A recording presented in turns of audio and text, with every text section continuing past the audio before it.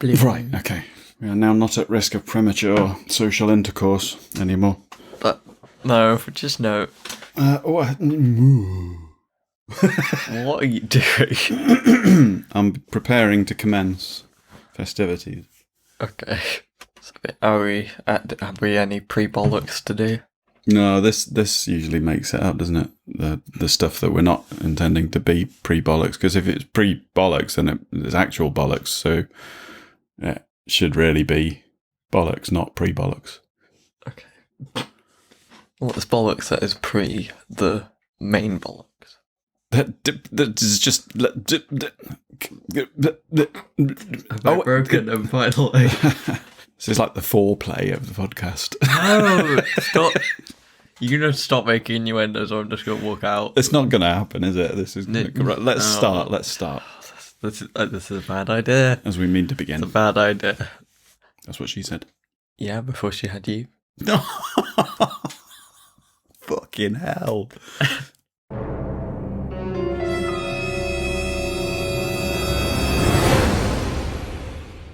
Hello, Internet. I'm Firebolt. And I'm the Orbiter. Why do you have to do that? Because I'm immature. You're a cunt, that's what you are. How dare you? How very dare you? Anyway, welcome, people. Yeah, this is episode 37. Yeah, I'm no longer indulging in podcasting with a child. Mm-hmm. I have had my 16th birthday. That's the big news, and why we are having the podcast we are having. But before we get on to that, any newsy bits and pieces? Oh, goodness gracious. Oh, yeah, we've been on another podcast this week. Oh, have we? We have. Simon Says podcast. Oh, if you did that cast your go mind out? back. Did that Yes, go out? that went out this week, episode 8.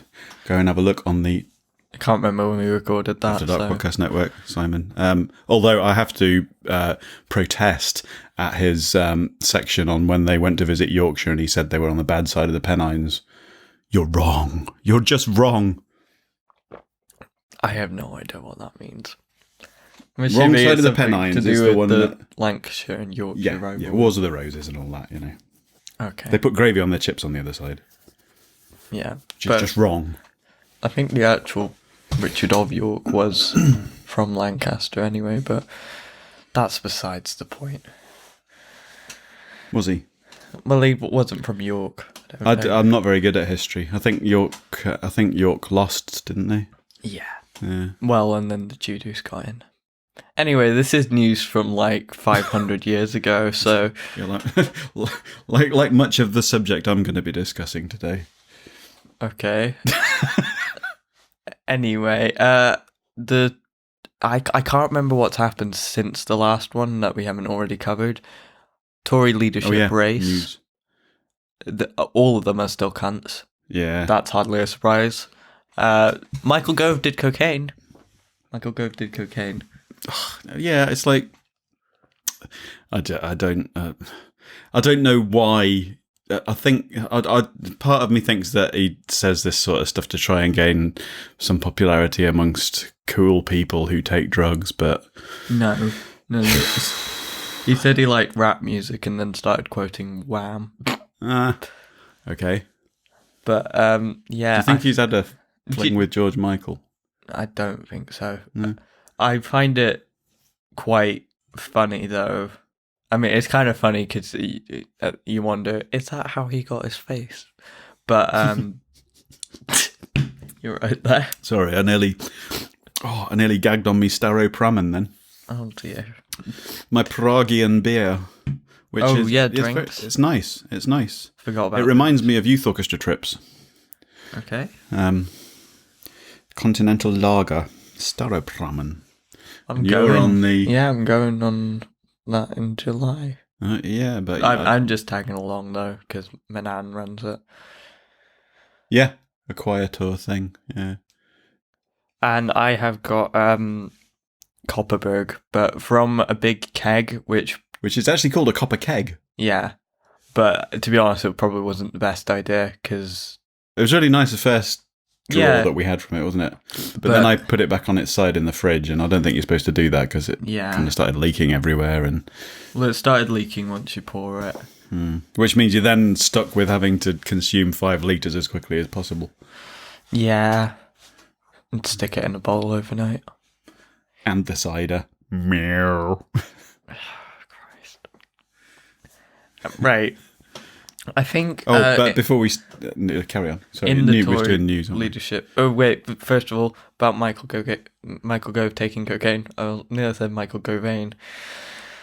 Jesus, I'm just trying to imagine what he would be like. I mean, I'm trying to imagine being at a party that Michael Gove's at and him being there and being on coke. A high dining society thing. You know, rich people, basically, all sitting around drinking champagne, taking cocaine, that sort of thing.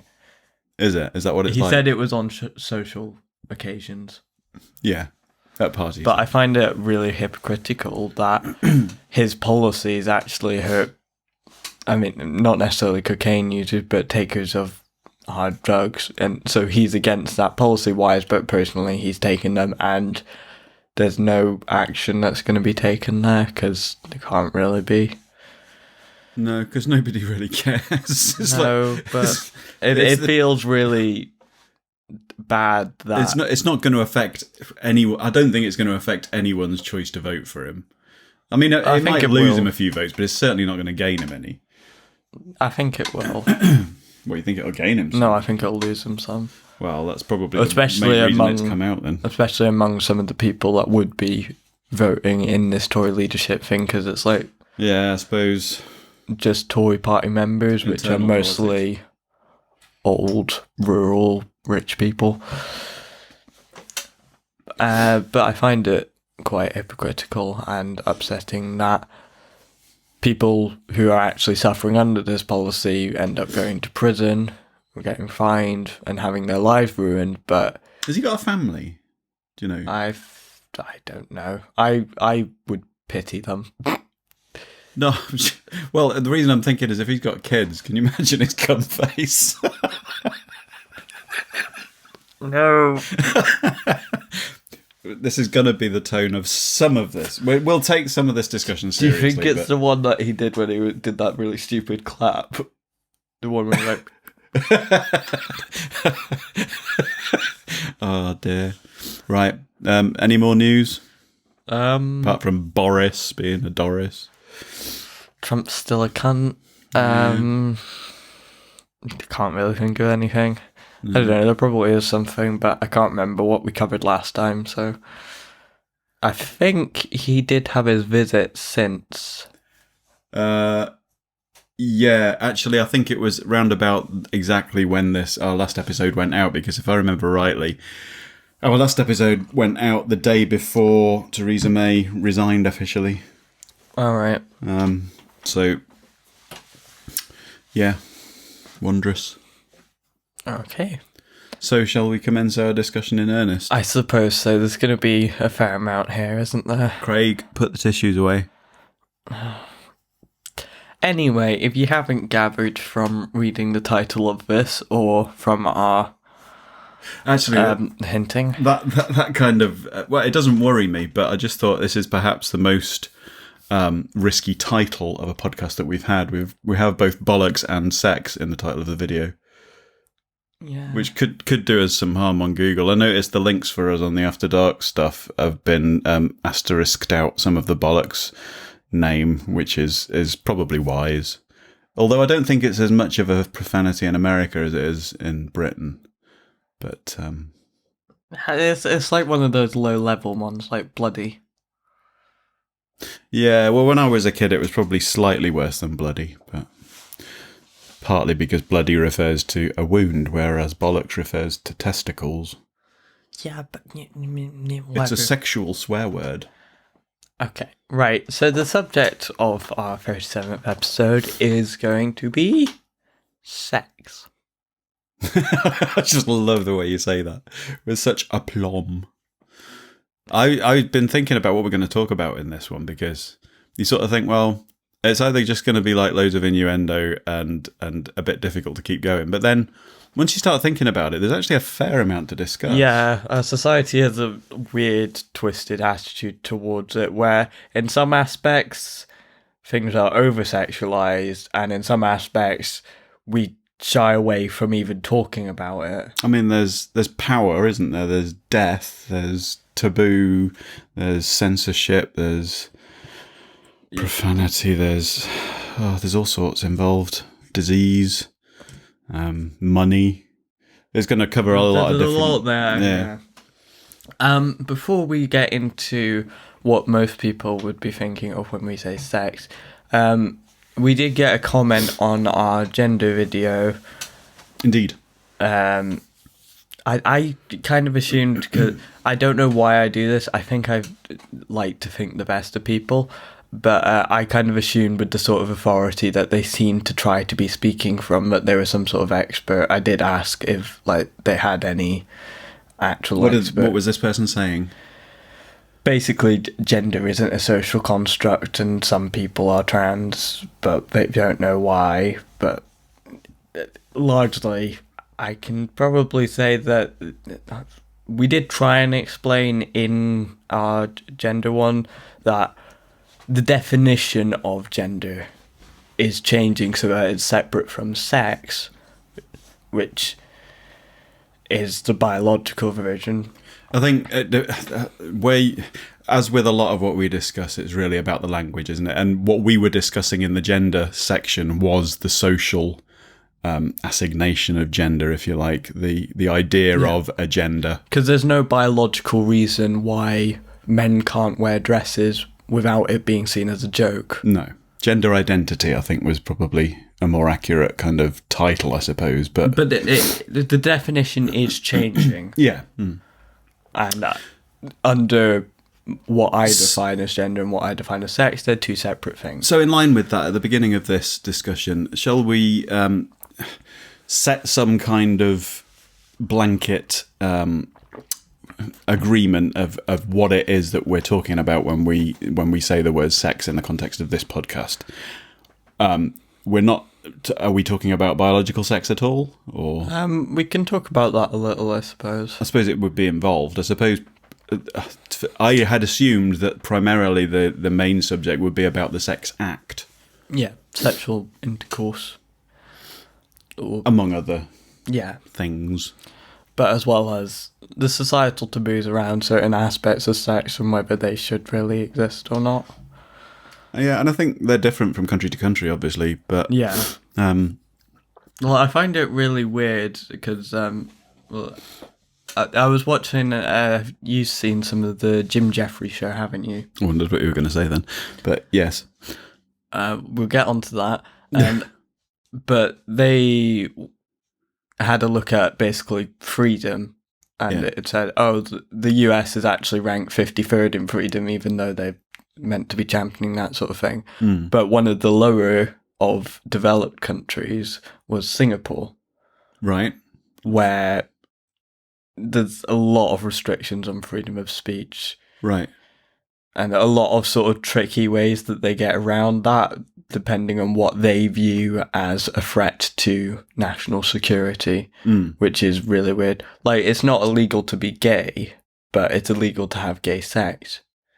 But, of course, it makes no sense that would even have any impact on that, at least any more than heterosexual sex. Yeah, there's one thing I've never been entirely sure about when we're talking about just because we were talking about gay sex there. Excuse me. Is what if there is a difference between buggery and sodomy? I don't actually know. I think they're just. I think sodomy is a more technical term. Do you think that, or you have? Well, it comes from the Greek root. To it's sodomy. It comes from a Greek root. I'm not sure what it is, but by the way, my favorite Greek. This is really difficult. We shouldn't. We could be googling stuff, but it's going to be a difficult one to do. Google stuff about. Let's just not. Okay. But yeah, I think buggery is a less technical term, or at least an anglicised version. I wondered if the roots of the word sodomy had anything to do with Sodom and Gomorrah. Possibly, I don't know. I don't know that story. I think that's in the Bible, Sodom and Gomorrah. Yeah, I know that much, but other than that, I have no fucking clue because I think it sounds like a hedonistic kind of community where they just basically indulged in pretty much all the vices. No, that kind of makes sense. I'm not sure if it got burnt down, but yeah, I think that's the sort of story. Okay. Basically, a bunch of people got too horny, so God decided, "Oh, no more sex for you. You all die now." Because he's a nice chap. Well, that does bring me to actually, what's his name? The comedian that died of cancer. There's been a few. He's quite controversial. Oh my God, Bill Hicks. Bill Hicks, yeah. He's got a whole routine talking about how, if you think about it, sex is it's basically the act that continues our species. It's probably the most important kind of drive that we have as a species because our survival depends on it. And you would you would think that because it's inherently in our society at least is in its healthiest form an expression of love, and that it continues the species and creates more humans being in the image of God, that the Bible should have centerfolds in it. Because if you think about it, it's actually, although having said that, the Bible is full of incest and a lot of procreation. Well, no, but pardon? Well, there is talking about incest, because generally consent should be defined as between two adults that are willing to have sexual consent should be between two adults that are willing to have sex with one another with no coercion or force or intimidations. Nothing like that. We're very quickly going to be drawing a line, I think, here between the natural reality of things and the legal system. Right. But there are parts of law that do pertain to incest that are separate from that. But what I mean is, if there is no procreation involved, then even if it seems really weird to think about, should incest really be considered immoral or bad? Well, there's a lot of it in literature, actually. A lot of it in history. Is it Paradise Lost? That and there was another one as well that I was looking up earlier on, because I'd read about a futuristic society where girls were kind of coached in the act of love, if you like, by their fathers, because it was a loving, kind relationship where they knew they would be safe in a physical sense. And the guy that wrote this particular story, I can't remember what it was. I did Google it earlier on, but it wasn't a per se approval of the act of incest, if you like. It was just an illustration of how society accepts social constructs without questioning, without kind of looking at the reasoning and validity behind them always. I mean, one of the things, obviously, with the age of consent, that differs from country to country. Yeah, and that gets into another weird sort of area that it's easy to just say, well, let's just shy away from that because it's really uncomfortable. But since age of consent does change from border to border, like 2 years ago, I could have gone to Spain and legally had sex, and Spain's not exactly, I mean, I'm not sure exactly how it's viewed on the world stage, but it's not like viewed as a third world country or anything like that. Yeah, and I mean, there was a more complex case, and I thought this is something I was actually quite, I was a bit mistaken even about. Between the UK and America, it's 18 over there. So there's places it's 19. There's some states that are 19. Yeah, so it's really weird. But there was a case watching American a few years ago, and this is not just a case of age, because I mistakenly thought that in these situations where teachers can get into a lot of trouble if they get involved with, say, sixth formers who are maybe 17 or 18, I hadn't realised until relatively recently that actually that is illegal. even though they're over 16. There is a clause in law that if the older person is in a position of responsibility, it's a form of coercion. Yeah, but there was a case a few years ago of a teacher who took a 15-year-old girl away. They went to France. Basically, they ran away together, and the police here were asking for France to basically extradite them, so that he could be, arrested and convicted. But France were basically, well, they're not doing anything wrong. She's 15. She's old enough to make her own mind up. Oh, is the age of consent in France? In France, it's 15, yeah. Oh, right. It's 15. Well, it was then. I don't know if it still is, but it has been for as long as... I know that the current president of France actually, I think, got married to his teacher. Right. Yeah, it's a weird one. I mean... I think things like that do happen.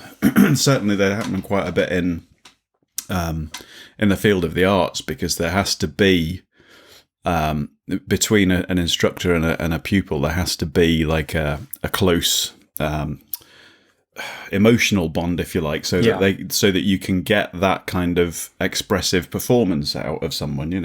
There's a lot of trust involved, and I think it is open to. Which is possibly why a lot of actors that have performed on screen together actually end up in a relationship. Yeah, we've got one of those locally actually that come into the co-op in our town. A certain short actor who's now north of the wall. And anyway, so I mean, I don't think there's any. I mean, there's obviously taboo and grey, uncomfortable areas, because there are obvious situations where it would be impossible to get. For me, the most important thing is that there's no hurt or pain involved for the receiver, if you like.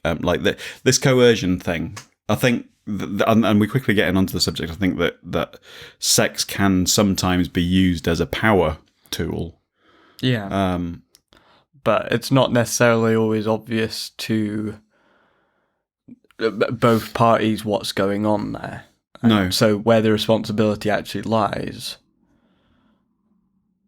So someone could be trying to use sex to basically as a way of sort of bribery almost. Yeah. But the person who is being bribed isn't aware and just thinks that this is a consenting, fine thing, that they're fine with it. They think everyone's fine with it. Yeah, I think it's like with a lot of things. There are some grey areas. There's such a grey area that it's advisable to err on the side of caution a lot of the time. Especially around age and kind of custodial responsibility, I suppose, in terms of educational establishments. I'm not quite sure what the situation is with like university professors and undergraduates that are kind of, I suppose, maybe around the age of 20 or whatever. I think it's basically sort of, if you're in a position of power over this person, especially if there's a way in which, it could be seen as you'd possibly even give them a better grade. But in that sense, reason. I mean, I know with the example I'd used of schools and sixth formers before, that is illegal. But I don't know whether or not the university professor and the undergraduate would be illegal or just professionally frowned on, and he could lose his job, because obviously he'd be at risk of. I mean, me and Mum have been watching this Line of Duty program, which has got like anti-corruption police and stuff in it, and it becomes very obvious quickly that conflicts of interest between people of responsibility and those who could take advantage of that position are quite they're a very difficult kind of they're a minefield. You've got to be careful, but it's largely up to humans to decide what's right in that situation and what's wrong. And that's not always Well, that's going to be different for everyone, but it's going to be different based on your geographical location, and what the law says is not necessarily what Mother Nature says, and it's a difficult one. Anyway, nudity. Scandinavia don't seem to have nearly as much of an issue as we Brits do, to the point where I believe they even have like sort of open unisex changing rooms at swimming pools and stuff like that, or like I had heard of a friend of mine who was from Scandinavia who said it's quite normal over there if they get in changed at the swimming pool or the gym in the and they'll be there in the nude, and a female cleaner will walk in and just carry on doing the cleaning, and it's like it doesn't really mean anything to them. Yeah, well, it's kind of fairly reasonable because there's no reason why. There's nothing sexual about that, is there? No. Well, not unless there's sex going on there. But, I don't know. You can argue over who has the better outlook. To be honest, it probably would be better if society didn't see nudity as such a taboo thing. Well, our society didn't. Yeah. But I wonder whether or not some of that is to do with, I don't know. I mean, there's that as we've grown as into intellectual beings, if you like. Is there a certain amount of intellectual excitement that has to be put back into it by making it almost forbidden and hidden?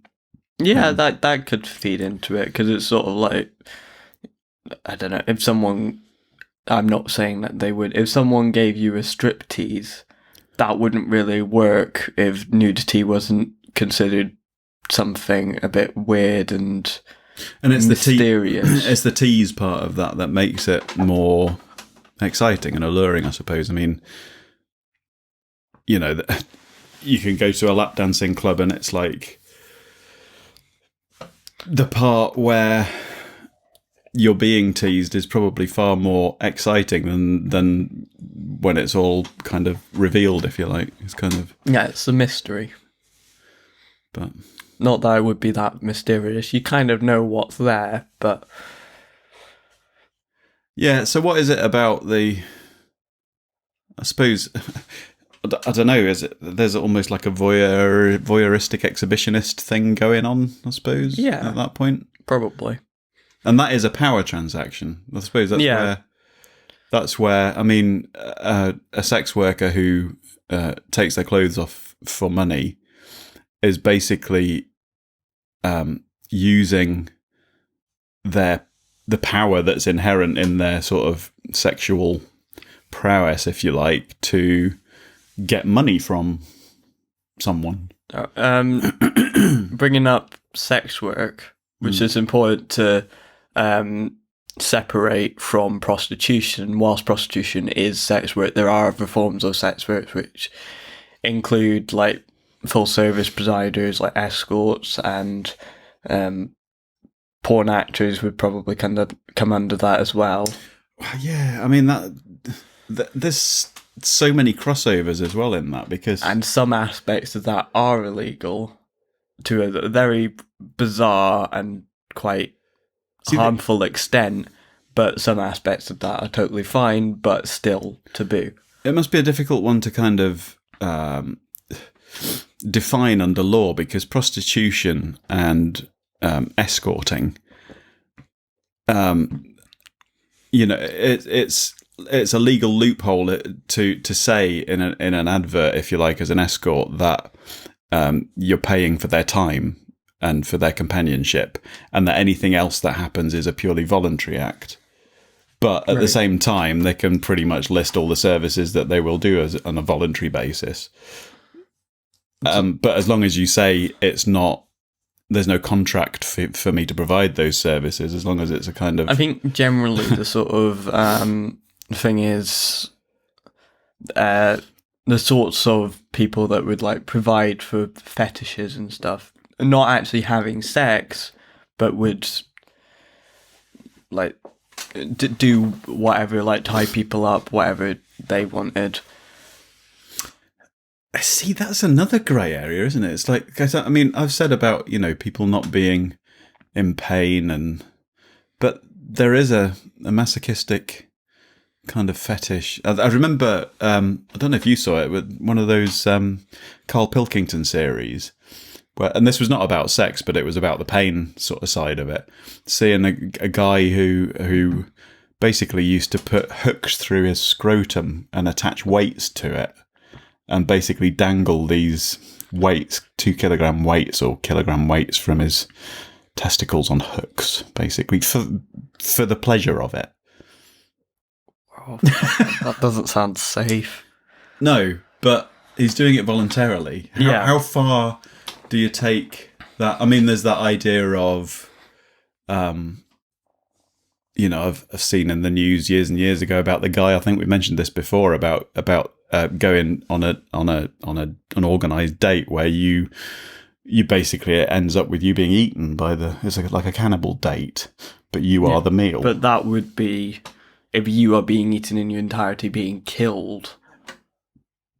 Then, so where does the consent line break down? Because I had a friend, and it's been a long time since I've known this person, and it won't be identifiable, but I had a friend who had a girlfriend who had, and I think this is a fairly common fetish actually, or fantasy, a girlfriend who had a rape fantasy, and they basically had him take her out into the countryside and drop her off, like, so she could walk down the road, like on this lonely country lane on her own, and got him to drive up behind her and jump out of the car and bustle her into the car and basically act out this rape fantasy on her. Now, if there is, obviously that's going to be a really technically a very dangerous situation to put yourself in, but if there is an agreed kind of safe word, I suppose. Yeah, the important thing is having the boundaries there, so at any time you can withdraw consent. Yeah, that's the important thing, is that consent can be withdrawn even in the middle of sex. Yeah, and legally you have to stop, or you are committing rape. But that does bring up the fact that kind of fantasy is quite common. Does bring up that kind of the fact that sex is unavoidably a certain amount about power. Oh yeah, absolutely. Where most of the fantasies come from. And while I think possibly in a physical sense that would, and when you're talking about things such as actual rape, very often you're talking about male on female, simply because that's the physical kind of sense. But is there a kind of an emotional power play or a sexual power play going on the other way around when you see women flirting with a man? Well, the man has full control to say no. Either way, flirting definitely does not come under that. Excessive flirting can become harassment. That's what he said. But if you had rejected someone's advances, I suppose what I'm trying to get at is, it must be. I don't know, because I'm not a girl, obviously, but I would imagine that if you're a girl and you're fairly good looking, it must be quite empowering, that point at which you realise that you have this kind of, not control over men, but a certain amount of trickery at your fingertips, if you like, that you can attract members of the opposite sex. I mean, species, yes. Do you know what I mean? It must be. It depends on the person. Yeah. But I feel like for a lot of people, that's just exhausting. Everyone just wanting to be all over you all the time, and a lot of people going to quite unpleasant extents to do that. Yeah.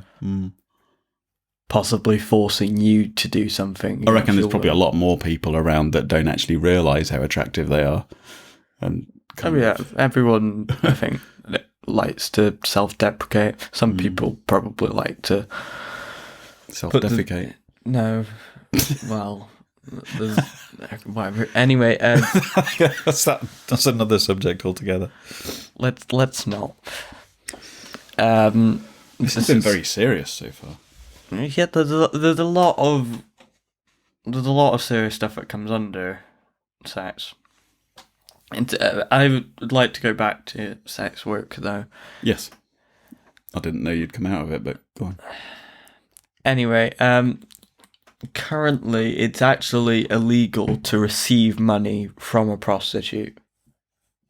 It's not illegal to be a prostitute, but it's illegal to receive money from a prostitute, because then that would be a pimp, which means that I would imagine there's a lot of taxi drivers that are breaking that law. The particular thing is landlords.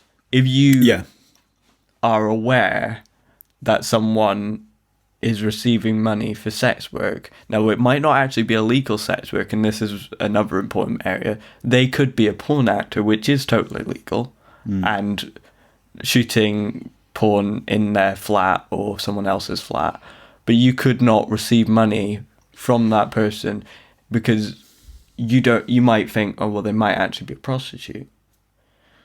It quickly and if they are, it quickly gets very complicated. That is illegal. Because immediately I'm thinking, so there's a difference in law between whether or not you're receiving money from the person you're having sex with, or from somebody else to have sex with that person. Yeah. Oh dear. And the idea is to try and cut down on pimps, because quite often they can be exploitative. But it would be a lot better if prostitution was just legalized. Well, this is the thing, isn't it? It's like the drug situation. If you drive it underground, you're going to make it a dangerous environment for the people involved in it. You're not going to stop it. Yeah, I mean, there's no, as long as it is done safely, there's no actual reason why prostitution needs to be harmful in any way. No. Drugs, regardless, can be, some drugs, not all, can be harmless regardless of legality. Consider, and I haven't really thought about this, but I'm just trying to consider the relationship between capitalism and sex, because if, and I don't think anyone could possibly say that there's anything wrong with consensual sex, although the law does state that under certain circumstances there is something wrong with it. You would be surprised, actually, but go on. But in that case, a capitalist society, thinking of a service that all parties are happily involved in and engaged in and happy to pay for or receive money for, in a capitalist society, one would think that would be something that, well, certainly, I mean, obviously you've got to be careful about saying encouraged, but certainly not. You'd be surprised at it being criminalised, because... Yeah, it's always weird how the sorts of people that try and say that they're championing freedom and that they're standing up for your rights, as long as that right is to do something actually harmful. But I always think it's sort of like, always have as much stuff legal as is reasonable, but just regulate it heavily. That's always going to be better than having it illegal, because people will find a way. Indeed. But if it's easier to just do it legally, even if it's not quite as... if it's more expensive or there's extra paperwork even to be done. Because there are actually legal brothels about in America. Well, I'm pretty sure, does Amsterdam not still have all of that? Amsterdam has one of the reasons why a lot of people go there is for like tourism and that purpose, or to smoke weed. But yeah, there was a few years ago they were talking about stopping tourists from doing that, whether it would just be locals that were allowed to, but I don't know whether or not there was any success on that. But I know that they have like sort of shop windows where prostitutes kind of advertise their wares in the window, if you like, to a certain extent. But it's weird what we allow safer. And what we don't allow. Yeah. Because also, if it is illegal, I think if it is illegal to be a prostitute, that means that if you are being exploited by someone, you can't actually go to the police without fear of possibly going to prison yourself. Yeah. Which is far more dangerous. Mm. And then we get into the issue of sex trafficking. Yes. Which, now, it's important to make a distinction. When people think of trafficking, normally they think of someone being basically kidnapped and forced to work abroad. But sometimes you could, say you lived in Brazil and you wanted to go over to Europe. Yeah. You didn't actually have the right paperwork and you didn't really have the money to get it. So you eventually managed to find someone that's willing to get you over there, but only on the terms if you do sex work whilst you're over there. Or even just promising that there'll be a job waiting for you when you get there, and you're not aware of what that job is going to be until you get there. Yeah. But it might be that sex work is the most lucrative thing to do. So that's why they want you to do that. So basically, once you get there, even if you are willing to do sex work, but you might not be too happy about it, but you'll be like, well, I'll just tolerate it. Yeah. Because some people don't have a too negative attitude towards that sort of thing. They're fine with that as long as they're getting over there because they don't want to be in Brazil for whatever reason. Yeah. What about the... that's kind of slightly connected. Is the connection, if you like, between sex and love. Sex is obviously not the same thing as love, but I'll be honest, I've had sex with love being involved and also without it being involved. And to be honest with you, personally, for me, without the kind of, I suppose, emotional intimacy, it's a bit of a letdown. It's not really kind of... Yeah. It's a bit of a disappointment. It's like, well, it's just putting bits of your body together. It doesn't mean anything, really. It's got a physical kind of pleasure, but it's not... The excitement of it is when you get emotionally close to someone, I think, personally. I know it's not the same for everyone, but... Watching porn. There are some that would try and simulate that emotional connection, but normally, like, you have no actual ties to that porn star. But do you know what I mean? Like, you're still...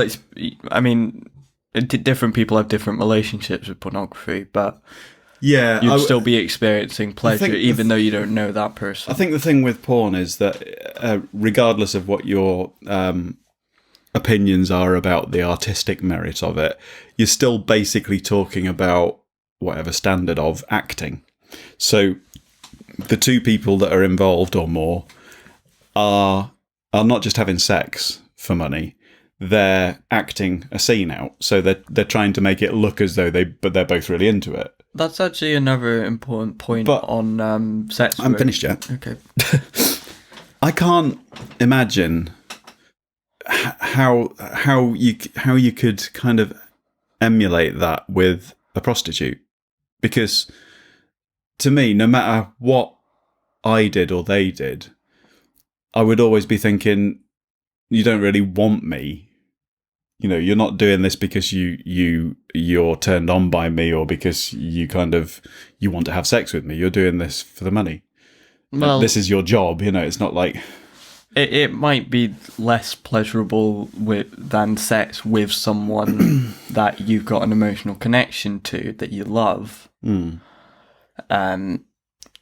But for some people, like that's all they can get as well. And I wonder whether or not then, in that case, for people who maybe get regulars, if they do start to build an emotional bond with them. And I think they have to be careful with that. Yeah.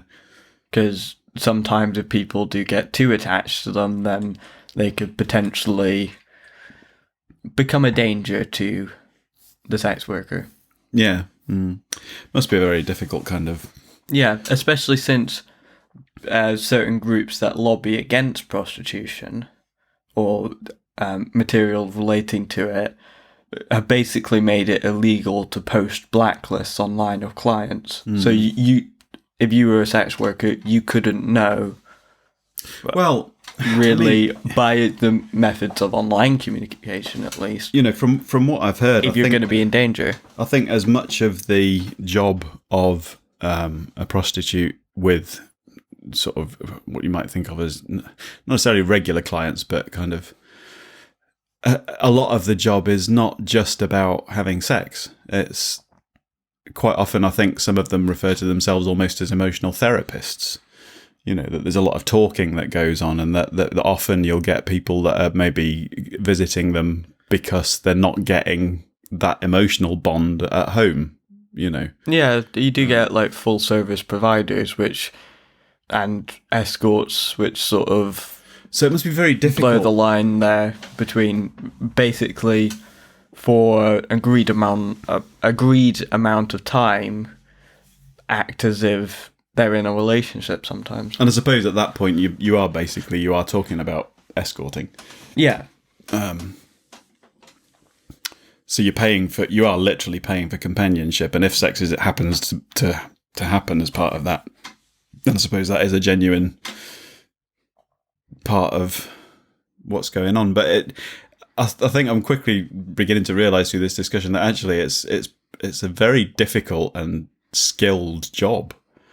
Yeah. Emotionally, in terms of, I mean, I've often thought about with actors, especially method actors, and you've mentioned this before in this conversation about how often they'll couples on screen might end up together because they're having to emulate that bond, and it's difficult to not develop that bond then. Yeah.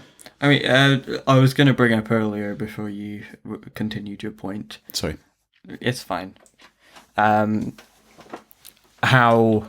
Because some people might view it as, if you are being paid to have sex with someone, isn't that a form of coercion, meaning that you are not giving your full consent? But how would that be different to actors either pretending to be intimate or sometimes pretending to have sex, or any service profession where money's involved, like serving popcorn at Cineworld. You know? Yeah, it's different. Like, I'm being forced to give you popcorn. Yeah, it's different because we have a different attitude around sex. Yeah, and where consent in that is involved because it's a very personal and intimate it's really thing. difficult getting the little crumbs out as well. Okay. But yeah, you always do. You just derail my train of thought. Just a little unpopped kernel under the foreskin. Oh god, itchy. I was going to say, yeah. How is that different? Because you are literally inside of someone, so it's quite a big step up from just all been there. Serving popcorn to someone. We have all literally been there, yes. It's a great level. There's two great levelers in life, actually. One is death. Right. Two great equalizers, and the other is we've all been part of an orgasm. Well, and not technically, but you know what I mean. We've all come from the same act, and we're all going to end up in the same... So far, we're all going to end up in the same boat, if you like. Anyway, the other aspect which we've discussed slightly, pornography. Now, it's an uncomfortable discussion, especially to have with my dad. Is it? But We have a weird relationship with pornography as a society. I thought you were going to say as a family. Well, like as a parent and child. No. Yeah, that you mentioned in the previous episode about a porn block coming in soon, didn't you? Actually, yeah, I didn't mention when we were talking about that before how much porn has changed since I was your age. Because when I was your age, penetration wasn't legal. Visual penetration wasn't legally allowed in this country. If you bought the only sort of outlet, if you like, for pornography when I was your age was magazines and I suppose videos if you ever bought those. But penetration wasn't allowed to be shown. And if you bought magazines, they had like a circle over the bit where the entrance was taking place. If you like a black circle printed over the. That seems so weird. Why would anyone let? You could show nudity and you could show, and I think sexual arousal was fine as well, and even sort of blatantly shown genitalia was fine. But if there was penetration involved, that had to be blocked out. And I remember first actually seeing uncensored penetration, if you like, on and I think it was pretty much on full view on a newsstand on the continent somewhere, whether it was France or Spain at a service station. Because I know they quite often have to put them in like a cover so you can't see what's on the. But this was that was the first time I ever saw visually uncensored penetration. If you like. So bizarre. Yeah, when you can literally just pick up your phone now and. Well, yeah, but but it's sort of like now on. I mean, admittedly after Watershed, but you can still get on even the BBC nudity. Nudity, yeah, but I'm still not sure how uncensored the like pay-per-view porn channels are on TV. I don't know. I would imagine they're probably. I don't know, but because I haven't ever sort of. I mean, I don't know how they make money, to be honest, because it's like, well, you can just go online for free. And yeah, it's weird. But I don't know. Yeah. There's some people that don't know how to use the internet, so. Plus, I think there's a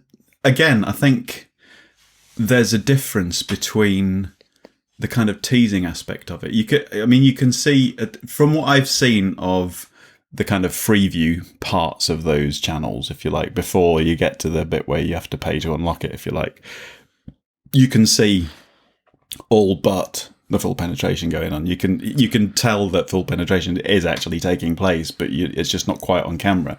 And I think that is to a lot of people, that is it's almost like the sort of glimpse of flesh rather than the full kind of in your face kind of showing everything. It's that teasing aspect, isn't it? It's that like almost kind of voyeuristic kind of. You want to feel as though you're perhaps glimpsing something that you're not supposed to. Yeah, I guess. I do feel like in a lot of porn, it's just sort of like it is in your face. Yeah, it's just like right there. Okay, just nothing else. It's just there. Yeah. So, yeah, and also I do know from Louis Theroux, because he does all sorts of documentaries with. Quite often sex workers, because that's viewed as quite a taboo thing. About porn, and one of the things was, I mean, I don't know. I'm not going to ask because I don't, to be honest, want to know how much you watch porn nowadays. But quite often it is keyword optimized, so it will be like all the most searched things that are actually in that video rather than any title that would actually make sense. Yeah, that can be disturbing. Yeah. When you see the list of search terms that people are looking for. There's a disturbing amount of stepsisters. It's like people are incestuous but don't quite want to admit it.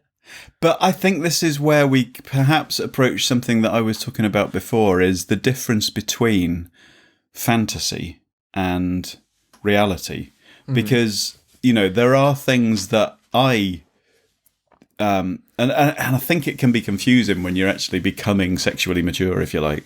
Yeah. There are things that I will openly admit, not what they are, but I will openly admit there are things which I fantasize about, which you wouldn't necessarily want to happen. Yeah. And sometimes there may be, I mean, the mind and the imagination likes to experiment, seek out different scenarios to kind of play out in a safe environment. It would be like that person that had a rape fantasy. Yeah. They wouldn't actually want to be raped before, like, just out of the blue. No. Probably. I mean, there are weird people that might, but they're weird people. Don't go rape people just on the off chance, please. Or don't go rape people at all. Just don't. No, but you get, and I think these might actually be illegal in this country, although I'm sure they're still available anyway, is simulated rape pornography. Right. I don't think that is illegal. Because you get, like, I thought it was. Bondage stuff, and sometimes there'll be, like, roleplay involved in that. Yeah. Well, this is it. I don't see how... Because, I mean, some of that bondage stuff looks really fucking painful. And you think, at what point... It's masochism. But at what point, obviously there's a gradient there between kind of mild pain through to death. At what point does it cross the legal line, if you like, of...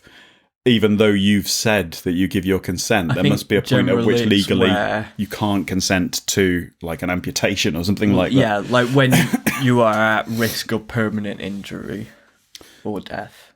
But what counts as injury? Because there's things like would a Prince Albert be work health and safety at risk? So as long as you've done a risk assessment, yeah. So there's a Vice Squad turning up saying, "Can we see your risk assessments, please?" Don't spank too hard, then you'll be all right. Yeah, but that's why you sort of have safe words and stuff like that to try and mitigate. What if you forgot your safe word? My advice: the other person might just think that you're really enjoying it. My advice is. Don't pick something too long, like rhododendron, because you do not want to be trying to say that whilst being choked. And you'd have to have, presumably, if you're in a situation where you can't actually speak, like you've got a ball gag in your mouth or something, you'd have to have some kind of safe signal. Mine is mango. Your what is mango? My safe word. Your sex word is mango? Safe word. Oh. Why are you telling me that? I don't know. I'm just sharing with the group. What group? Am I unaware of something? No, like... Whatever. Just drop it. That's what she said. Anyway, I do think... Because quite a lot of the thing about this porn block is that it's meant to be... Although it's horrific beyond that, it makes no sense, really, because basically what they're trying to do is stop children from viewing pornography. This is going to... I mean, it's meant to be effective in July, but I very much doubt it'll actually get through because it's kind of unworkable. I don't understand. Because you could just use a VPN to get around it very easily. And there's always Tor as well. Yeah. Or... Which puts you in the same situation as driving anything underground. Yeah, there's no reason why... there's no way for them to get rid of all of the porn sites, which does mean that basically if children are searching for porn, they'll be able to just find the really weird fringe ones that are sometimes basically you're oppressing and therefore perverting a natural instinct, a natural curiosity, because children are gonna be curious. Yeah, and it's important to realise as well, when we say children, most of the time it is within the age range of, and you have to be 18 in the UK to view porn, between 10 and 18, which if it's paired with reasonable sex education, well, this is why I said comprehensive sex I thought education. pornography should be included in the sex and health education programs at schools because, Yeah, definitely. you know, to try and pretend that just doesn't exist in society it's doublethink. Yeah, and it's only going to end up hurting people more because it means that some people.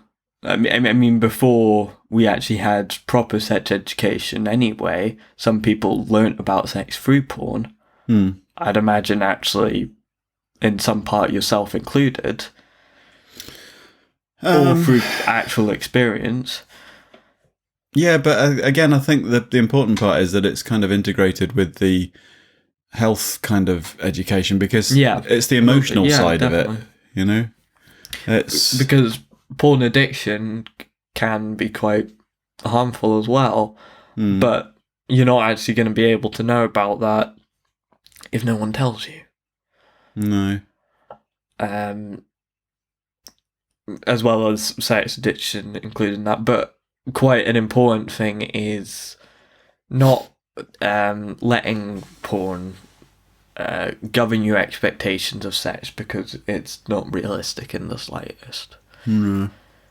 There'll be people that have got like the right lighting and that have been specifically chosen because they've got the right body for this, and it'll be scripted. Or they can squirt litres.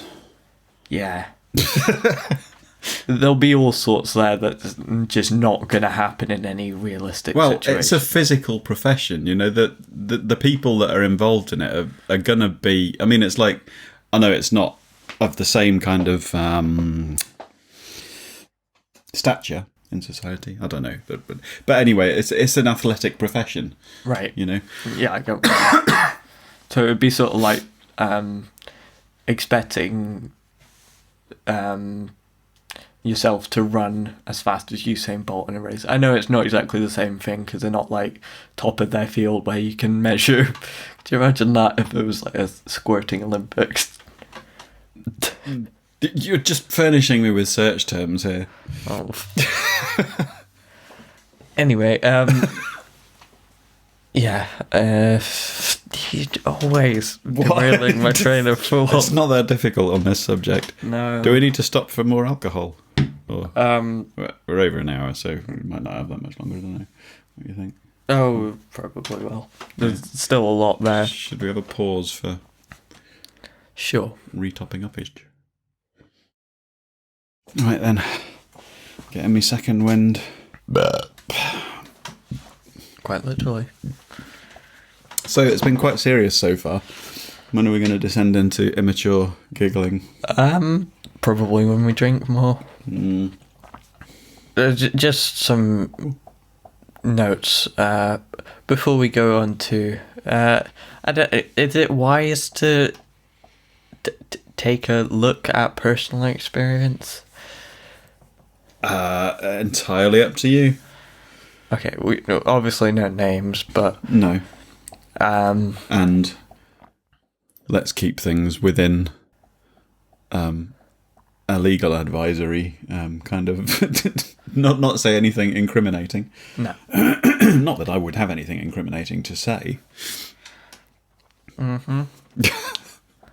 Anyway, so yeah, some notes. A lot of my talking points on sex work were from a video titled Sex Work from Philosophy Tube, so if you link that in the doobly-doo. Okay, I'll doobly-doo the doobly-doo. And there's quite a good video by Wired, I think it's Wired, on the UK porn block, which probably is the first thing that you'd find when you type that in anyway, so that should be fairly easy to find. Anyway, just also some notes on that. I feel like quite often, on many issues actually, children, or young adults more being called children, are often patronised quite a bit. Okay. Unnecessarily.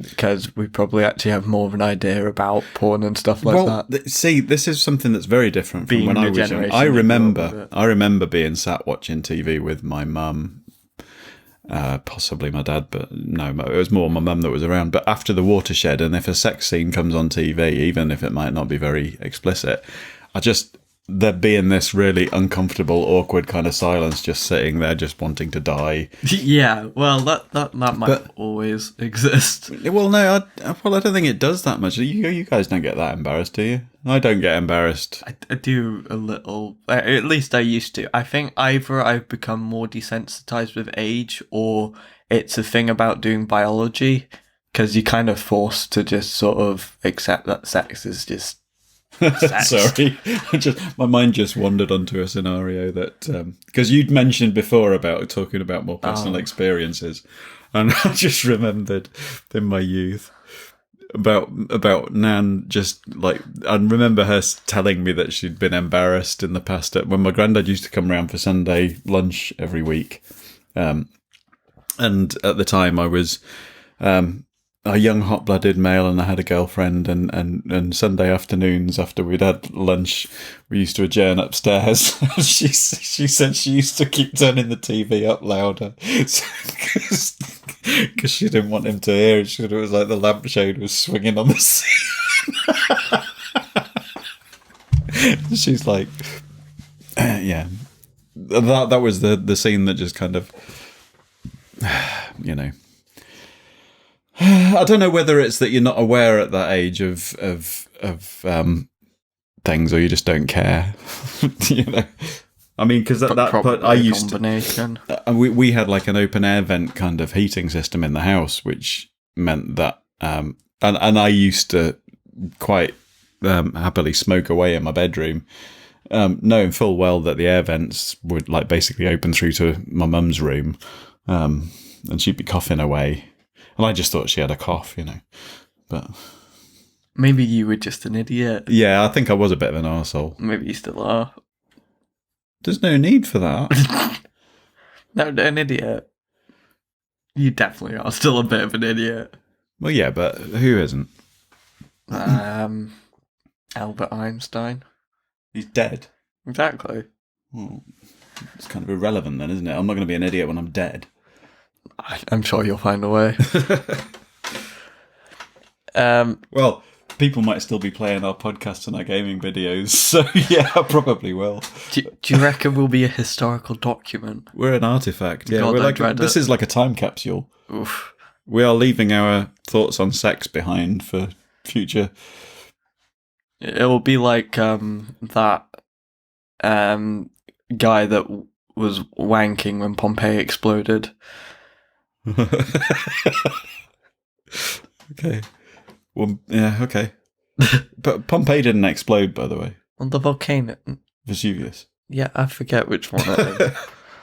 my mind's gone with the thing. Anyway, basically, on the porn block, the government said it so that kids don't stumble upon porn accidentally. Which I'm sort of like, well, how are you going to do that? Isn't fisting becoming... fisting's already apparently illegal. Well, this is the thing when I thought that simulated rape was already illegal, but... I don't know. It's such a grey line, isn't it? I know like, that... what constitutes fisting? Does it have to be like the whole fist or just several fingers? Or Well, fingering's definitely legal. Yeah. Well, fisting the actual act isn't illegal, but videos of fisting are technically illegal, but I don't know how enforced that is. But then how far has the fist got to go in for it to be technically across the line, if you like? Do you have to get the third knuckle in? Or? I think it's generally pretty clear. You could have like, do you know what I mean? Oh, never mind. It's a bit of a visual gag, that. Sorry, podcasting people. It is kind of pretty clear what you mean by a fist. You can get quite a bit of your hand in without actually getting your fist in, if you like. Well, it's probably going to have fisting in the fucking title. Have you seen these ones where people have got like the whole arm up to their elbow in? No. I'm sure it was a photo. What have you been watching? Oh, I've got some gay friends. Oh, gay porn's on another level. There is a photo. I'm pretty sure it's a Photoshop thing with a guy with his whole head shoved up somebody's You'll be surprised. Yeah, but you can breathe. Yeah, snorkel. Snorkel? Yeah. I don't know. There'd still be some air getting up there. Okay. Pardon me. I feel like the conversation's disintegrating. You wanted to talk personal. Right. I will say that I have had some sexual experience. I've not had sex. Well, sadly, I am still a virgin. But I could say the same from about the age of 10, but I didn't have actual sex till I was 17. Right.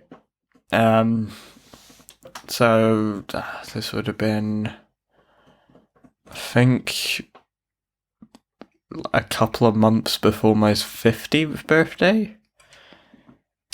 Right. Possibly. I don't know specifically. A boy in my year would sort of message each other a little bit. And Are these people identifiable? No, well, not unless you were looking very hard. Right, okay. I was just out of just personal kind of, recommendation that if anybody can be identified, I would cut it short. No, someone my age. That's a boy my age. That's all. Yeah. There's no real more information that you can really get out of that. So basically, it was kind of weird because I'd had a relationship before, but not where any suggestion of sex was involved.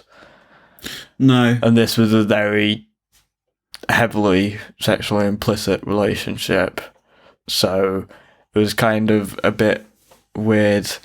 'Cause after a while, I sort of decided that we weren't really compatible as a relationship, like romantically. Yeah. But that I might still be sexually interested. But then at the time, I wasn't ready. I decided that I wasn't ready. There's definitely a difference in that, because I would say I was a late developer in that I didn't have sex till I was 17, and the event I was talking about when I was like about 10, that was with another boy, even though I've never done anything homosexual kind of that I would call that experimentation, and that was but there was nothing in between the two. Between 10 and 17, I didn't even have a proper kiss with a girl until I was 14, which I thought was. I will say that fairly late. That was the first person that I've had like a romantic kiss with. But I think there's a difference in what you think everybody else is up to. Oh yeah, definitely. And what they are actually. Everyone talks a big game. I mean, there are definitely some people having sex, but just be aware that sometimes that might not even be under the best circumstances either. Do you know what I think the thing is as well with adults nowadays? I think there's a worry, and certainly the porn block may be something to do with this, that because porn and the subject of sex is so much more prevalent in society than it was when we were children. Oh, definitely. That children must be having much more sex than we were. But I think there's a confusion going on there, because to be honest, the point at which you actually get round to it is not about the physical side. It's about the emotional maturity, because you can't, you don't just kind of dive in with your genitals. You kind of. Some people definitely do. But you got to have some kind of emotional. I mean, you've got to have some kind of relational. Why do you think one night stands are so common? Yeah, but even that, they don't just happen just like that. You know, there's almost a social contract kind of. Even though it might happen quickly, there's definitely a. I think that's more insurance than anything, that this person isn't going to be more trouble than they're worth.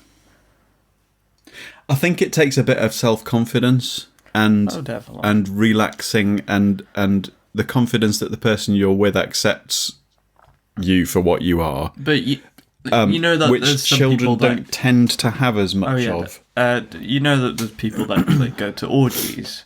Oh yeah. And some of those orgies, they have weird things where like they wear masks or something to conceal their identities. So definitely in that situation, there's at least sexual experiences going on with people that you've never met or have no clue who they are. Well, I suppose the sort of severe version of that is the sort of glory hole kind of concept, isn't it? That you don't actually see anything other than their genitals. Yeah. And that's kind of... I'd definitely say that our media is getting more sexual, but I think that generally a more relaxed and open attitude towards sex would be better for everyone. It's such I would call it a bit of a chameleon sex, because it's kind of related to so many different other concepts. You know, we think of it, or society tends to think in a respectful sense of it as part of a loving relationship, and historically it's been not always more to do with marriage. And in fact, not so long ago, it didn't even have to be part of a loving relationship as long as it was within marriage. Well, that's because there's been these weird traditions that make no real sense based on bloodlines and stuff like that. But at the end of the day, it's basically just a natural physical instinct, isn't it? Driven by hormones and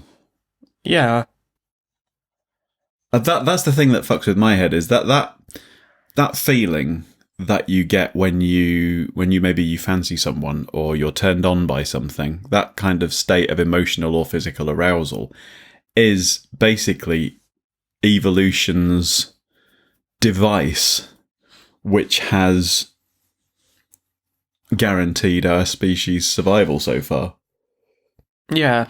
So that, you know, when people say about the fireworks and falling head over heels in love, or just being sexually, like, you know, on it, if you like. Aroused. Yeah. Just being like uncontrollably kind of, that is a natural device. That is the thing which... Yeah, every emotion and sensation or anything you experience is a natural device. Yeah. So, and anything that's man-made, as we've said before, is natural because man is a part of nature. So pornography is perfectly natural. Well, everything is perfectly natural. That doesn't make it okay. Everyone saying that natural has anything to do with okay or good or moral is being a fucking moron. But sometimes people use that word natural for to imply that it's something good, don't they? Yeah, well, but people say, oh, homosexuality is natural. Well, no, it's not. It's happening in fucking nature. Are you literally just... Are you retarded? So is genocide.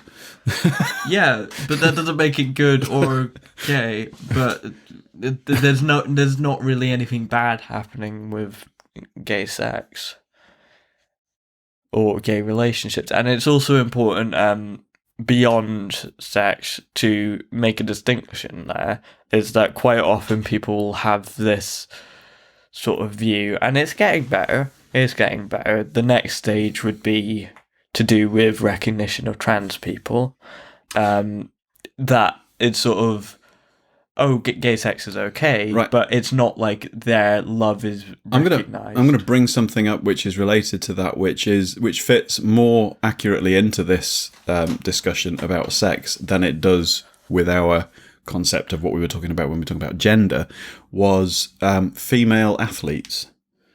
Right. Specifically the kind that you might think of as doing stuff like, and I think there have been examples of this, like sort of shot put and the more muscly based, female weightlifters maybe, okay, where there are rules within the Olympic guidelines which have resulted in people being disqualified from certain sports or classes because their levels of, say, somebody in the women's weightlifting might have particularly high levels of testosterone, right, which call into question their biological sex, if you like, regardless of what their genitals are. So I thought the test is being made based on their hormonal content. I thought the thing was that females, in terms of sex, didn't actually respond to testosterone. Because there's a difference between hormones that are actually there and the hormone response. What do you mean by respond to? There's no receptors for the hormones. But the testosterone is produced by typically is produced by males, isn't it? Yeah, but I thought the idea was that there was no hormone response to testosterone. I'm not sure. I thought that was. Is that not? Is testosterone not a pheromone? I don't think so. No. I'm gonna have to look up. Why don't I look up women Olympics testosterone and see, because I think they can take testosterone. Right, here we go. This is one that's coming up on Wikipedia. A woman called Casta Semenya. In 2016, she's Olympic gold medalist, won gold in the women's 800 metres at the 2009 World something or other. Blah, blah, blah, blah, blah, blah, blah. But following her victory at the 2009 World Championships, it was announced she had been subjected to sex testing. She was withdrawn from international competition until 6th of July 2010 when the IAAF cleared her to return to competition. But there was some dispute over the levels of testosterone in her. Here we go. Sex verification test and controversy. Quick improvements came under scrutiny after she'd made improvements, and they were looking at drug use. Here we go. Some results were leaked in the press and are widely discussed, resulting in unsubstantiated claims about Semenya having an intersex trait. Right. So it's quite important that we actually don't miss this out in sex, because quite often intersex people are overlooked. Yeah, because you can be what are they? You can be hermaphrodite, can't you? There's Which a lot. Is both. There's a lot more variation there than people are willing to concede. There are actually 7 different aspects of sex. Right. Which allow for much more variation than the typical male-female that we see. Right. Presented. That does involve hormone response as well as hormone emissions and the genitalia, primary sex characteristics, secondary sex characteristics like breasts, or I believe like facial hair is included in that. And there's such things as like the presence of ovaries in a womb and testicles, yeah. But quite often, and it's actually much higher than you'd realise, about 2% of the population, general population, is intersex. What does intersex mean in terms of a word? What is the definition of intersex? Does it mean you can't be defined as either male or female? Well, it's quite complicated, because you can have XY or XX chromosomes and actually have the characteristics of what would be associated with the opposite sex. Right, now the first time I came across... Or you can even have like XYY or XYYY or XXY and loads of different combinations of chromosomes there. What I would say is quickly that I'm aware there may be people listening who are tempted to follow the often followed logic, if you like, that you're either male or female, just get over it, kind of, this kind of, it's a lot more complex. There's a harmful kind of assumption that things are black and white. Well, yeah, with everything, I would say. Like, people are far too eager to oversimplify things into tribalism. No, I have first-hand experience of this concept, simply because my first experience of there being a difference between the definitions of gender and sex, and bear in mind when we're talking about here was around about, I think, 2003. So I'd already been on the planet like over 30 years before I came across somebody, and it was quite an educational encounter. Somebody on an educational course that I was on, a university course, and she must have been in her 50s or 60s. I say she, but she identified she basically introduced me to the concept that she claimed to be male, but she'd been born in a female body. So he was a man. Yeah, but I had no understanding of what that was something I'd never heard of before at that point. Yeah, and that was when I began to look at the difference between the words gender and sex. That's why I think there's so much sort of... They weren't different to me before that. Tension there is because it's a new concept.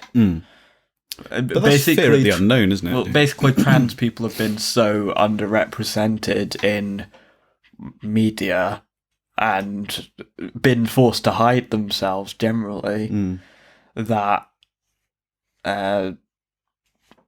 most people don't even know. Sometimes you don't know if you've actually met a trans person. Well, yeah, what I suppose I would say is that to the people I was trying to address then was, don't get left behind, because remember, it's not that long ago that we were doing the same thing with disabled people. Yeah, they were put in separate schools. They were kept away from society. They weren't integrated in any way whatsoever. It was kept underground. It was kept from public view because they weren't like everybody else. But if you're just going to hold on to the past as if that's any justification, then you're just being outdated, to be honest. But it's the same with gay people. A lot of people just didn't... There was so much mystery around gay people to the point where in some places they are literally demonized. Yeah.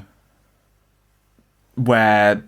I think it's in Uganda. I was watching a documentary by Stephen Fry, who, if you didn't know, is a gay man, where he took a look at how homosexuality is treated around the world, and went to Uganda, which is quite notoriously homophobic, where a legal form of conversion therapy is for lesbian girls to be raped, and it's counted as corrective surgery. Corrective therapy, sorry. Yeah, there's all sorts of... I mean, that kind of strikes me as not a similar kind of thing, but when you look at stuff like Alan Turing's situation, where, chemical castration was... an accepted legal kind of punishment, if you like, or treatment for homosexuality back then. Now, one of the reasons I bring that up is because I did read recently that there's a state in America that's talked about bringing that back for treatment of paedophiles, and there is a theory that paedophilia can be potentially viewed as a sexual orientation as opposed to a disorder. It technically is, unless you breach legality. If you just are a paedophile but you never actually view child pornography or have sex with a child, that is legal. Right. So I suppose that is a really difficult one to think about, because you sort of think, well, yeah, that's the same situation that's the same as things were with homosexuals 50 years ago. Except in this case, it's not two consenting adults. You can argue about where the line should be set, and that you could argue that there shouldn't be so much of a line set as more of a gradient where it's decided kind of roughly. It's a difficult one because there has to be a definition, doesn't there? If you're not aware that you would be committing a crime before doing something, I mean, I don't think you can be... I think you can be charged without being aware of the law, because then you could just say, well, I didn't know it was... See, this is where things become a grey area for me, because I'll be honest, I was sexually abused as a child. And it never caused me any problems mentally until when I became old enough to realise that it was wrong. Yeah, quite often that can be buried under. But is it so at that point I have to ask myself, was it actually a problem for me until I found out that it should never have happened? Because it didn't cause me any problems that I'm aware of, mental problems, mental issues, until I became an adult and realised that what had been done to me was wrong. So is it the social construct that's causing me that grief? But still, would I have been fine if it hadn't been flagged up as an illegal act? You've spoken to me about this, and at the age you were not of an age where you were aware of what was going on. Like you say, you weren't. No, aware. I mean, so you could not give consent in that situation. But in the particular situation that I was in, there was pain inflicted to elicit certain acts. But that was what I have issue with, is the fact that it was something I didn't want to do. Well, yeah. But I don't. There was nothing. I didn't at the time have any problem with the sexual aspect of it. It just wasn't a concept that I was interested in or curious about because I was too young to understand what it was. That's why we say that if someone had said that they've gotten the consent of a child by saying that they were willing, but that child wasn't actually aware of what consent was, and we can argue whether they were or not, but depending on the age. And there's other issues of coercion there and positions of power, especially if it is a family member, because you kind of look to a family member as a position of responsibility. So if they're betraying your trust, then that should be.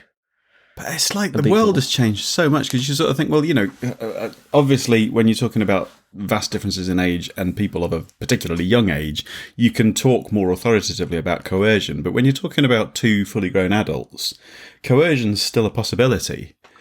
But well, that's why it's still included. But how do you prove it? I mean, like, I've heard it, referred to. That's where the grey area when is. You look back to, I don't know, maybe the 40s or 50s, when our grandparents were courting. It would be perfectly normal and acceptable and part of the chase, if you like, for the girl to play hard to get and for the guy to basically stalk them, if you like. Not in a creepy way, but to basically keep bringing the attention to them until over quite a long period of time. At a point, especially as it is often portrayed. And that was called courting. Well, especially as it is often portrayed in older media, and it's important to realise that that is not an accurate representation of what might actually happen. Yeah. That there's an issue of, are both parties aware of what's going on and okay with it? Yeah. And at the point where you've been rejected, or someone said, I'm not interested, and you keep persisting, then it becomes harassment, especially if they think it. If someone thinks that you're harassing them and you keep doing it, then you are harassing them. I'm feeling like we should shortly be bringing this to a close, but there is one thing that I would like to, I suppose, in a summing up of my particular personal demons in the past, having been subjected to abuse at a young age and having been through all kinds of difficulties mentally as an adult, including therapy, and thought through the whole situation and having a very liberal-minded view of things as well, but also thinking carefully about all the different grey areas and stuff. Although I don't think the natural world follows exactly the letter of the law, if you like. Definitely not. I think I'm happy. The law is I would like to say this in general as my viewpoint, the law is very separate from morality or nature or anything really. The philosophy of legalism is kind of general, I think I'm pretty comfortable and happy with the way the law kind of stands and the way it's enacted. In Britain. In Britain. Yeah, in Britain. I say in Britain specifically. Be aware, hop across the Irish Sea, Northern Ireland, you can't get an abortion. Yeah. And they have even worse restrictions than some of the states that have been in the news recently for their abortion bans. Yeah. And I think gay marriage is also illegal there. Yeah. But we don't really talk about Northern Ireland because it's kind I think of as things stand at the moment in Britain, I'm fairly comfortable with the way things are. And I accept that there has to be a line drawn. And I think in most cases, I think the police do a fairly good job of reading between the lines. I mean, if you get a situation where you've got a couple of 15-year-olds that have been at it, that they're unlikely to slap the boy with a sexual offenders register kind of entry in that situation. It depends what was going on, because I've been aware of several incidents with people that I know where sexual harassment at least has occurred. Yeah. Mm-hmm. I think sexting of any kind is technically illegal, but I don't know how they would enforce that. No, I mean, I've heard of situations where it's happened where somebody sent a dick pic, but I think they've just basically been shame laughed out of the kind of, I don't know, it seems to me like, why would you do that knowing that it's likely to get passed around all of the people that know you and you're just going to get laughed at, basically? It's not, I mean, especially in today's society where you can look at a picture like that anytime you like. It's kind of a weird, perverse way of trying to flirt with someone if you don't actually have the emotional maturity to use words. Well, I mean, if you're in a relationship with somebody and it's a barrier that you both agreed, you're going to kind of, it's risky. Why do people flash people? Well, yeah, that's a different one altogether, isn't it? It's sort of the thrill of it as well involved in that. You could explore all of that for hours, couldn't you? I do find it weird though how I'm sitting here quite casually explaining some quite complicated aspects of sex. However, it was only a few days ago that I became old enough. Yeah, you're probably have sex. More sexually educated than I am. Oh, definitely, and that's not all due to school sex education. I've learned a lot just by being a very curious person in general. That comes off a bit weird, but fuck it, whatever. I like to learn. I feel like we should finish off with some inappropriate sex jokes. What did you have in mind? I wish I'd actually thought about that before I prematurely suggested it. This is going to be a long section. Is it? Why, have you got plenty to... Like, it's going to feel long because it's sort of awkward if we haven't actually got anything to say. But I was making an innuendo on the long section. Oh, I get it, yeah. Okay. Yeah, I don't have any. I think it would be a bit forced. Come on then, because I need to get to the shop before we start. Oh yeah, a recommendation. We're after we finish this, we're gonna watch. Well, me and your sister are. I don't know if you're going to join us. You're recommending something you haven't actually watched yet. No, but I know what it's about. Okay. Everybody's talking about Jamie, a musical which is on in the West End at the moment. You can see it on YouTube. You'll have to PM me for the link because it's not there legally, I don't think. But it has been up since February. So I think that's technically piracy if you're saying you'll PM, but get them the link. I have nothing to do with it. I know where it is. I don't know. I don't. Well, I didn't say I would. No, it's not. I'm not doing anything wrong, my lord. Okay. My lord. Yeah, basically it's about a 16-year-old boy at school who gets bullied and stuff because he wants to be a drag queen. So, that's about all I know about it. But other than that, there's a good song in it that I've heard. But anyway, shall we go? and finish. Okay. Meow. Now that we've gotten that out of our system, are you ready to wrap up? I think our podcast has spent its load. Here comes the climax. I have been Firebolt. And I've been the Orbiter. It's not a sexy voice. I didn't say it was. Well, why are you doing it? I don't know, because I feel daft just saying it normally. Okay. And this has been... Furries. We didn't talk about furries. No, we are not going to. I don't know. Want nothing to do with it. Okay. We didn't talk about incest. No, not incest. Oh, we didn't talk about insects. Bestiality either, but I don't really want to. Bye. This has been episode 37, Sex. Or Breaking Bollocks.